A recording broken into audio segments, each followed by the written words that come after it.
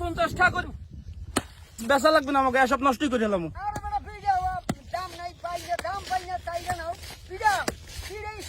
এ ভাই তরমুজ ফাটান কিনলে কে ভাই?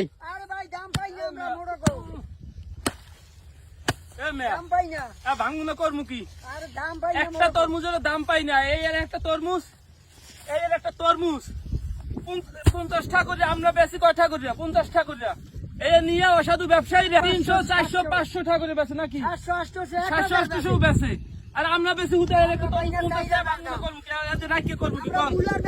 এখন দিয়ে আমরা লাখ লাখ টাকা খরচ করে তরমুজ দিছি, তরমুজের আমরা দাম পাই না। হেরা এখন দিয়ে কিনে লই যাই ভাইয়ায়, হেরা লাখ লাখ টাকা লাভ করে, আমরা লাভ পাই না। এর মধ্যে আবার এই কটা তরমুজ দিতে অমুকের চাঁদা দেওয়া লাগে, সমুকের চাঁদা দেওয়া লাগে, এত চাঁদাও দিতে পারবো না। আর অসাধু ব্যবসায়ী অসাধু ব্যবসায়ী গিয়ে দিতে পারবো না। তাই কি করবো কি, এইসব এই যে দেখেন কি সুন্দর লাল টকটকে তরমুজ, এই তরমুজ আমরা আর বেচা লাগবে না আমাকে, এসব নষ্টই করে এলাম। এর কি করবো কি, খালি চাঁদা দিব আর ব্যবসায়ী অসাধু ব্যবসায়ী লাভ করামু।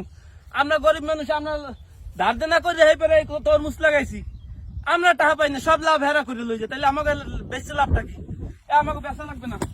কোম্পানি লাভ হয় না, লাভ হয় না।